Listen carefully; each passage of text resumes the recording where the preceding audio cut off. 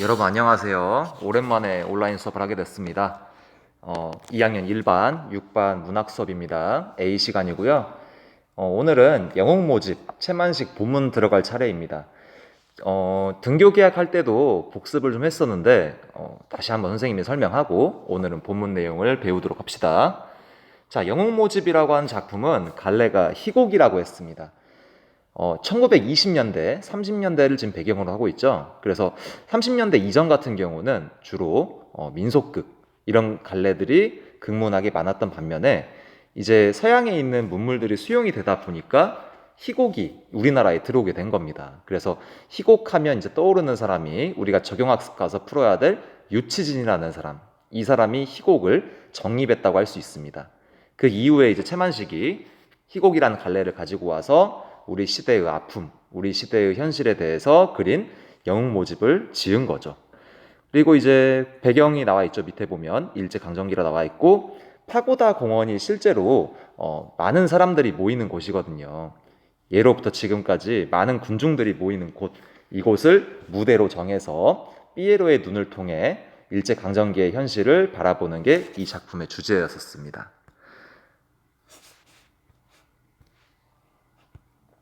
주제 같은 경우는 조선의 궁핍하고 열악한 삶에 대한 비판, 진정한 영웅이 이제 있을 것인가 희망을 가지고 있는 것이 바로 주제라고 할 수 있고요. 특징은 똑같은 말이 한 번 더 나왔었죠. 그러니까 천변풍경에서도 관찰자적 시선이라는 말이 나왔었어요. 천변풍경에서는 어떻게 관찰자적 시선을 가지고 있었죠? 그렇죠. 소년의 눈. 마치 카메라의 렌즈로 주위를 찍는 것처럼 소년의 눈으로 관찰하는 반면 이 작품에서는 관찰자적 시선을 가지고 있는 사람이 바로 피에로입니다. 피에로가 이제 무대가 있겠죠. 공원 한 곳에 서가지고 지나가는 여러 대상들을 관찰하는 거예요. 그런데 이제 관찰하는 사람들이 대부분 부정적인 사람들입니다. 시대의 현실을 인식하지 못하는 사람들이라든지 아니면 굉장히 한심한 행동을 하는 사람이라든지 그런 여러 군상들에 대해 탄식하거나 분노하는 게 우리 피에로의 모습이었죠. 근데 이제 이 중에서도 우리 본문에 나와 있는 이주민 가족만은 긍정적으로 바라봐요. 이 사람들이 뭔가 열심히 살아보고 싶지만 우리나라에서 도저히 살 수 없는 상황인 거죠. 그래서 이제 우리나라를 떠나게 되는 건데 그런 모습에서 당시 우리 민중들의 모습을 엿볼 수가 있는 거겠죠. 그래서 이 내용을 이제 오늘 배워보도록 할 겁니다. 이제 본문으로 가보겠습니다. 이거는 등교 계약했을 때 잠깐 하긴 했지만 다시 한번 복습하는 겸 해서 확인해 보고 넘어가 보도록 하겠습니다. 파고다 공원, 이거는 공간적 배경이었죠. 그리고 여름철은 계절적 배경. 그래서 사리탑을 배경으로 한다. 이 사리탑이 이제 이주민 가족의 대화에서 나오는 부분이지만 절터의 그 흔적, 탑이 있는 그 부분을 이제 사리탑이라고 불렀어요. 정원수가 들어서 있고 이게 민속극의 내용과는 좀 다른 거죠. 민속극은 소품이 필요가 없어요. 근데 이 희곡에서는 소품들이 많이 등장합니다. 벤치도 깔아져 있죠. 그래서 시간이 이제 밤이 되면 피에로가 관객석을 등지고 있었다. 같은 시선을 유지하기 위해서 등지고 서 있었다라고 했죠. 그리고 이제 피에로의 외양 묘사가 나와 있죠. 옷은 모닝인데 저고리는 작고 바지는 크다. 그리고 표정은 줄곧 무섭게 엄숙하다. 이 부분은 이게 헌팅이었고 이 부분은 이제 현실을 냉철하게 비판하려는 모습이다. 우리가 이렇게 배웠습니다. 앞부분의 줄거리는 빨리 넘어갈게요. 왜냐하면 이게 전 시간 했던 내용이라서 30년대 배경으로 하고 파고다 공원에 피에로가 그 모습을 우스꽝스러운 복장을 한 채 보고 있죠. 그래서 소년 A와 B, 전문학교 학생 A와 B 여러 군상들이 나온다는 거죠. 그래서 여러 사람의 모습을 보여주니까 마치 그림을 한 장면처럼 보여주기 때문에 사파적 구성이라고 우리가 정리해 볼 수가 있습니다. 그리고 이제 그 다음 부분 보면 일제강점기 조선의 궁핍하고 열악한 삶의 면면들을 대화로 보여준다. 이거는 그 당시의 부정적 현실을 우리가 엿볼 수가 있겠죠. 여기까지는 빨리 설명했어요. 지난 시간에 또 했기 때문에. 그래서 만약에 정리가 안 돼 있으면 일시정지 해두시고 정리해 주시고 저는 바로 본문 내용 다시 이어서 해보겠습니다. 이제 여기서부터 이제 대사가 이어집니다. 이주민 가족. 이 이주민 가족은 제가 말했던 것처럼 유일하게 긍정적 인물들이에요. 보면 알겠지만 본인들이 스스로 가고 싶어서 간 게 아니에요. 지금 이 친구들은 원래 우리나라 사람인데 우리나라에서 도저히 먹고 살기 힘드니까 먼 곳으로 가는 거예요. 간도라고 하는 나라. 나라라기보다는 어떤 지역이 되겠죠. 간도로 이제 떠나가는 이유는 굉장히 우리나라에서는 할 수 있는 게 없는 거예요. 그러니까 이 삐에로는 이 인물들을 되게 연민적으로 바라보는 거죠. 긍정적 인물. 이제 이주민 가족에 대한 내용을 읽어보겠습니다. 무대 왼편 전면으로 등장, 제가끔 유랑해 가는 사람들에게 알맞은 복구러미들을 이고 들고 지고 했다. 전면 중앙에서 관객석을 등지고 머물러 선다. 가족 중에 하나가 물어보죠. 딸, 아버지 저건 무엇이요? 사리탑을 가리키는 겁니다. 그래서 삐에로가 관찰자적 시선으로 뒤에서 지켜보고 있는 거죠. 아버지가 오냐, 저거는 사리탑이라는 탑이다. 예전에는 여기가 절터였다. 그런데 불이 나서 절은 없어지고 탑만 남고 지금 시방, 지금 말하는 거겠죠. 공원이 되었다. 뭐다 잘들 보아두어라. 이제 간도로 떠나버리면 더 이상 우리는 여기 와서 구경을 할 수가 없다. 간도가 북간도를 말하는 겁니다. 그러니까 한국사 시간에도 배웠겠지만 우리 민족이 수탈을 당하고 일제로부터 억압을 받으니까 우리나라에서 도저히 살 수가 없는 거예요. 독립활동도 우리나라에서 할 수가 없죠. 그렇기 때문에 먼 위쪽 중국과 러시아가 어떤 접경지대로 이제 이주를 하는 거예요. 그쪽이 바로 간도라고 할 수 있습니다. 그래서 어머니가 대답을 하죠. 영감도 원, 북간도로 떠동구로 가는 팔자에 서울 구경을 해가지고 뭘 하겠다고. 가든 길품을 메이고 해서 하루를 묵단 말이요. 그냥 빨리 가면 되지. 그러니까 이 가족 중에 지금 어머니는 우리 현실이 굉장히 힘든데 무슨 구경이냐. 빨리 간도로 가야 된다. 이렇게 말을 하고 있는 거죠. 그래서 아버지가 또 이런 말을 합니다. 마누라도 원, 딱한 소리 하지 마. 우리는 늙었으니 그런 거 저런 거 상관없지만 가족을 위하는 마음을 갖고 있죠. 저것들이야 어디 그렇소. 조선서 태어나서 조선서 저만큼씩이나 자라가지고 아무리 살 수가 없어. 만리타국으로 떠나기나 할 망정. 이게 이제 그들의 현실을 보여주는 거죠. 그래서 조선 종자들인데, 조선 사람들인데 서울 구경 한 번 못한 데서야 저희도 이제 원이 아니 되겠소? 이게 무슨 말이냐면요. 우리는 그래도 몇 년간 더 오래 살았는데 자식들은 얼마 몇 살 살지도 않았는데 우리나라를 이제 떠나버리면 우리나라를 나중에 가서 다른 데서 그리워하지 않겠냐, 이런 이야기를 해주고 있는 겁니다. 그래서 우리가 여기서 볼 수 있는 거는 가족이 왜 파고다 공원을 방문했는지도 알 수 있고 가족을 위하는 아버지의 마음도 우리가 엿볼 수가 있겠습니다. 굉장히 착한 사람들이죠. 보면 불쌍한 사람들이에요. 어쩔 수 없이 우리나라를 떠나는 인물들이라 할 수 있습니다. 아들이 아버지 그런 걱정은 마세요. 이제 잘 되면 돌아와서 보란 듯이 살 텐데. 그러니까 아버지가 아무런 그래야지. 만리타국의 호지에 가서, 호지는 오랑캐 땅 말하는 거죠. 영영 뿌리가 백혀서야 쓰겠니? 다들 보았니? 다행히 다시 돌아오거든 시방 하든 말 이르고 잘들 살아라. 그러니까 아버지의 눈물이 이제 생기는 겁니다. 여기서 이제 볼 수 있는 눈물은 우리나라에서 살 수 없는, 떠날 수밖에 없는 슬픔을 말하는 거죠. 근데 여러분 한번 생각해 보세요. 이 연극에 나오는 사람들만 이렇게 떠나는 거였을까요? 아니죠. 그 당시 살고 있는 사람들 전체 중에 대표적으로 이 연극을 통해 한 부분을 보여주는 거예요. 이런 걸 바로 선생님이 뭐라고 했죠? 한번 맞춰보세요. 그렇죠. 전형적이라고 했잖아요. 어떤 시대의 두드러진 부분을 어떤 대표적인 인물을 통해 보여주는 게 전형적입니다. 그렇기 때문에 영웅 모집도 핵심 정리에서 썼다시피 리얼리즘, 사실적이라고 우리가 볼 수 있는 거예요. 리얼리즘의 특징 기억나시죠? 사실적으로 보여주되 전형성을 띠고 있어야 된다. 전형성, 그 시대를 대표하는 것 기억해 주시기 바랍니다. 그래서 이제 이 이주민 가족에 대한 장면이 끝났습니다. 그러니까 이제 삐에로가 뒤에서 지켜보다가 이런 말을 하죠. 조선을 죽도록 지키지 않고, 여기서 이제 알 수 있는 것은 뭐 조선을 떠나지 말라, 그냥 여기에 계속 있지, 되게 연민감으로 바라보는 거예요. 근데 장면이 좀 바뀌죠. 주정꾼 A와 B, 뭐 술에 취해가지고 비틀거리면서 오는 겁니다. 그러니까 이제 삐에로가 갑자기 이 말을 찌푸리는 거죠. 어이 저게 뭐야? 이런 생각하고 있는 거겠죠. 그래서 A가 TT가 뭘까요, 여러분? 술에 취했을 때 이런 말을 할까요? 술에 취해서 뭐 침을 뱉고 있는 상황, 우리가 이렇게 볼 수가 있겠죠. 그러니까 이제 B라고 하는 인물이 여보 박상. 근데 박씨도 아니죠. 박상이죠. 그럼 일본 말로 섞여 쓰고 우리나라 말도 섞여 쓰는 것이라고 할 수 있겠습니다. 그래서 삐에로가 이제 흘겨보는 거예요. 굉장히 이 두 사람의 인물에 대해서는 비관적으로 바라보는 거겠죠. 한 장 넘겨보세요, 여러분. 둘이 지금 대화를 하고 있는 거죠, 취해가지고. 그래서 B가 걔 우리가 오랜만에 만나서 지금 이 삐에로는 이 두 사람을 비관적으로 바라보는 이유가 있어요. 지금 시대적인 상황이 굉장히 암울한데 이렇게 술 취해서 노닥거리고 비틀거리는 게 한심하게 보이는 겁니다. 그러니까 둘의 대화에서 막 노래도 부르죠. 누따 주욱하나 주욱후나 뭐 일본 말이 되겠죠.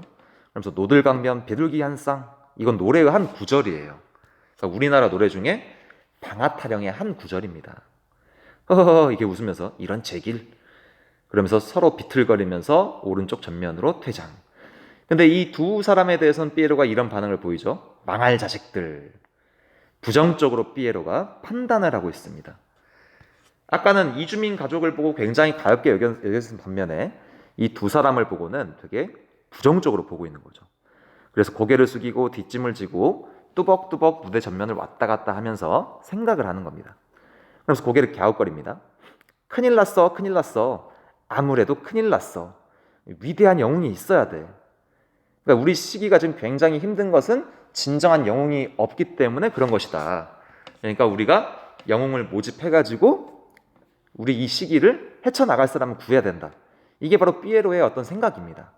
그럼 여기까지 우리가 읽었을 때는 삐에로가 굉장히 정의롭고 현실을 제대로 인식하고 있는 인물이라고 우리가 볼 수가 있겠죠. 하지만 그 다음부터 읽어보면 삐에로의 이상한 면을 보게 됩니다. 말을 되게 모순적으로 하거든요. 앞뒤가 안 맞는 말을 하기 때문에 읽는 독자라든지 관객들은 그동안 믿었던 삐에로에 대해서 신뢰를 잃게 되는 거예요. 불신하게 되는 거죠. 우리도 일상적으로 그렇잖아요. 어떤 사람을 믿으려고 하면 일관성 있는 말을 하는 사람들을 더 믿으려고 하겠죠. 하지만 신뢰에 떨어진 사람들은 더 이상 믿질 않습니다. 오히려 비판의 대상이 되는 거죠. 그게 바로 누구라고요? 이 작품에서 그렇죠, 삐에로라고 할 수 있습니다. 자, 계속 읽어볼게요. 이제 무대 잠시 빈다라고 하는 것은 장면 구분의 특징을 가지고 있습니다. 삐에로가 사라졌다고 하는 것은 장면이 구분이 되는 효과라고 할 수 있습니다. 우리가 배웠던 민속곡 같은 경우는 장면 전환을 보통 악기 연주를 하다가 그 취발이나 또는 말뚝이가 이런 말을 하죠. 쉬 이러잖아요. 쉬라고 하면서 그 연주를 멈추는 장면, 그런 것들이 이제 장면 구분이라고 할 수 있는데, 이런 희곡에서는 장면을 구분하기 위해서 막을 내린다든지 아니면 무대를 비워놓든지 이런 것들로 구분을 했답니다. 다음으로 읽어보겠습니다. 이제 삐에로가 현실을 인식하고 이런 말을 합니다. 자, 지시문 보니까 영웅 대모집이라고 쓴 아직 먹이 마르지 아니한 선 간판을 들고 또 한 손에는 종을 들고 딸랑딸랑 거리는 거예요. 그러니까 벤치 간판을 기대어 세워놓고 사람들을 향해서 흔드는 거죠, 종을. 자, 영웅이 나와야 합니다. 영웅. 여기까지는 괜찮았어요. 근데 그 뒤에 한번 읽어보세요. 이태리의 히틀러 같은 영웅, 독일의 무솔리니 같은 위대한 영웅. 여러분, 사람의 이름 국적이 어때요 지금? 앞뒤로 바뀌었죠. 이 모순된 말을 하는 거예요. 원래의 뜻은 이거잖아요. 히틀러는 독일 사람이고 무솔리니는 이태리의 독재자라고 나오는 건데, 모순된 표현을 하니까 사람들이 갑자기 당황하겠죠, 관객들이. 그리고 또 이런 말도 합니다. 와싱턴 같은 거룩한 영웅, 나폴레옹 같은 위대한 영웅 보시오. 와싱턴은 불란서의 오늘날의 영화를 끼치었고, 불란서가 프랑스거든요. 조지 워싱턴은 프랑스 사람이 아니죠. 어디 사람이에요? 그렇죠, 미국 사람. 미국 사람이 맞죠. 저도 헷갈리네요 갑자기. 미국 사람이 조지 워싱턴이고 나폴레옹이 프랑스 사람이에요. 근데 앞뒤가 바뀌었죠. 이렇게 모순된 말을 함으로써 영웅을 지금 모집하려는 모습을 보이고 있습니다. 우리가 이 부분에 주목을 해봐야 돼요. 왜 이렇게 앞뒤에 안 맞는 표현을 지금 삐에로가 하고 있는 걸까요? 한번 생각해 보세요. 갑자기 지금까지 영웅이 있어야 돼, 현실 인식을 되게 제대로 하고 있던 인물이었는데 갑자기 이런 말을 합니다. 근데 여기에 등장하는 인물들을 한번 생각해 보세요. 히틀러, 무솔리니, 워싱턴, 나폴레옹. 완벽한 영웅이라고 할 수 있을까요? 여러분들이 어렸을 때 위인전기에서 있던 사람일 수도 있어요. 나폴레옹 같은 사람은.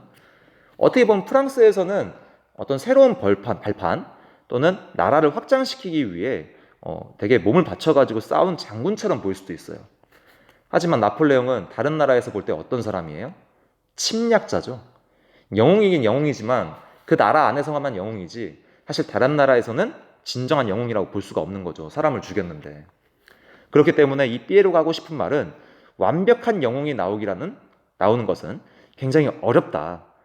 영웅이라고 우리가 알고 있는 사람들은 뭔가 그 나라 안에서 영웅일 수 있겠지만 진짜 누구든지 인정할 수 있는 영웅이라고는 할 수 없다는 겁니다.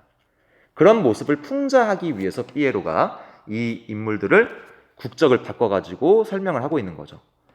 자, 그래서 옆에 있는 날개 문제, 검은색 부분입니다. 그러니까 왜 이렇게 피에로가 잘못 설명하고 있냐.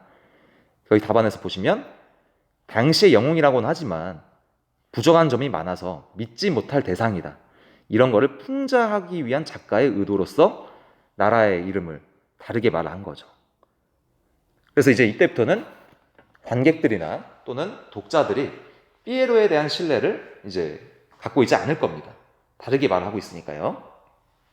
그러면서 이런 말을 해요. 피에로가. 자, 우리 조선에도 영웅이 있어야 됩니다. 여러분 누구나 응모해주세요. 응모해주세요. 영웅은 참으로 좋은 것입니다. 응모를 통해 영웅을 우리가 뽑는 건가요? 아니죠. 자발적으로 혹은 암울한 어떤 나라의 현실을 극복하려고 하는, 위기를 모면하려고 하는 자발적인 사람들이 어떻게 보면 영웅일 수 있는데 응모를 통해 하는 게 아닌 거죠. 하실 분 있으세요? 이런 건 아닌 거잖아요. 영웅이라는 게 원래.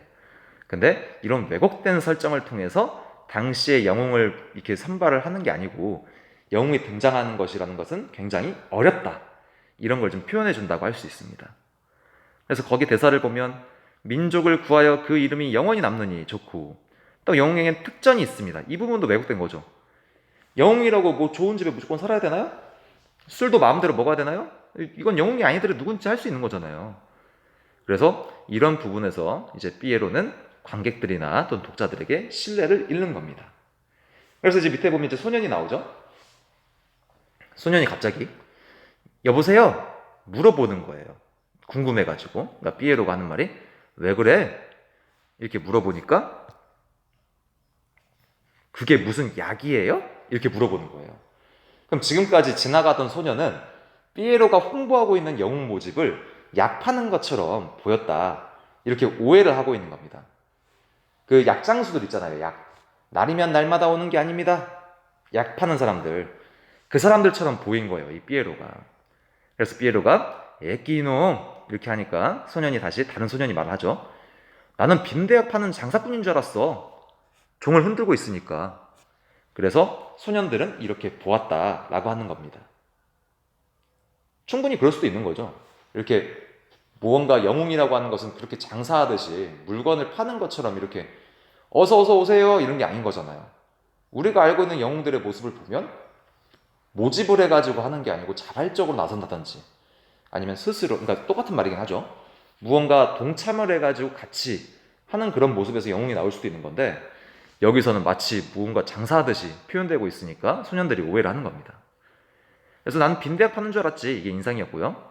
그래서 피에로가 이놈아 약이 아니야. 조선의 큰 일꾼 영웅을 모집하는 거야. 그러니까 소년이 또 물어봅니다. 영웅이 뭐예요? 그럼 여기서 우리가 알 수 있는 것은 영웅의 개념, 영웅이란 건 무엇이냐 이걸 좀 물어본 거겠죠. 그래서 피에로가 우리 조선을 위해서 일할 사람이다 하니까 이제 소년이 그럼 저 우리 집 옆에 있는 김서방 시켜도 돼요? 그럼 일할 사람은 다 할 수 있으니까요. 일 시키면 품삯 주지요? 전에는 생산 장소했지만 지금은 그럼 품삯을 준다는 거에서는 굉장히 영웅에 대해서 오해를 하고 있다는 거죠. 그러니까 피에로가 좋게 설명해 주면 되는데 예끼 이 녀석 자꾸 제대로 된 대답을 하지 못하고 예끼 이 녀석 이걸 반복해서 표현하고 있는 거죠. 소년병이 그럼 영웅은 어떤 사람이어야 되는데요? 위대해야 된다. 큰 사람이어야 된다. 정확히 말 안 하고 있습니다. 피에로가. 그러니까 아까까지도 되게 현실 인식에 강했던 우리 피에로가 지금 이렇게 소년들이 진정한 영웅의 개념이 무엇이냐 근데 피에로는 대답을 못하고 있는 거죠.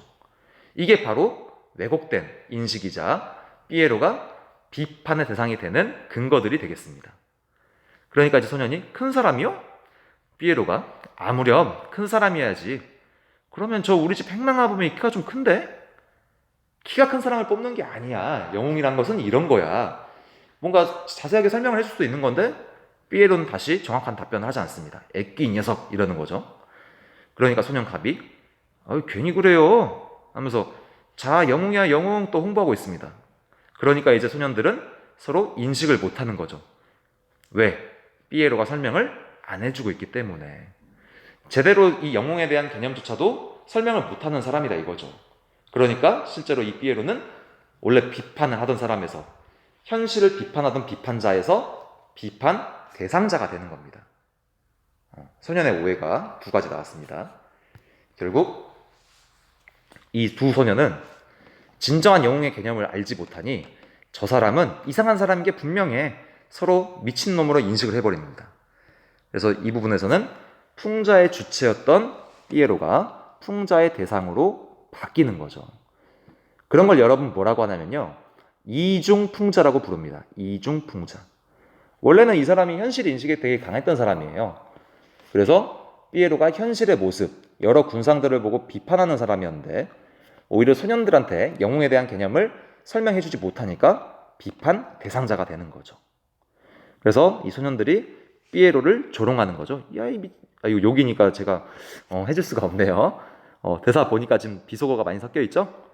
이렇게 삐에로가 소년들에게 조롱을 받으면서 무대가 끝난 겁니다. 네, 여기까지가 지문 내용이었어요. 오늘은 이제 본문 여기까지 했는데 다시 한번 정리를 좀 더 해보겠습니다. 이거는 우리 지문 속에 없는 내용이에요. 그러니까 우리가 이주민 가족이란 장면을 보기 전까지 나왔던 앞부분의 내용들이 이런 겁니다. 근데 이런 사람들을 다 보니까 결국에는 뭔가 밝은 이미지를 갖고 있는 사람들이 없죠. 현실을 제대로 인식하지 못하거나 그리고 굉장히 비난받아 마땅한 행동들을 하는 우리 조선의 민족 모습들을 지금 그리고 있는 거죠. 그리고 실제로는 우리 지문 속에 나왔던 부분이 바로 이 부분이라고 할 수 있습니다. 우리가 볼 때는 첫 부분은 제대로 된 현실 인식하고 있는 것 같아요, 삐에로가. 하지만 영웅을 모집한다고 외치는 그런 장면들 속에서 잘못된 현실 인식을 하고 있는 삐에로의 모습을 보고 관객들은 신뢰를 잃을 수밖에 없는 거죠. 특징, 일제강점기하에 만들어진 극문학이다. 두 번째는 서구식의 극문학, 이거를 두 글자로 희곡이라고 불렀죠. 그래서 원래는 민속극이 우리나라의 주요 극갈래였지만 이제 일제강점기로 넘어와서 희곡이라는 갈래가 널리 성행을 하게 됩니다. 그리고 사실주의적인 경향을 띠고 있다.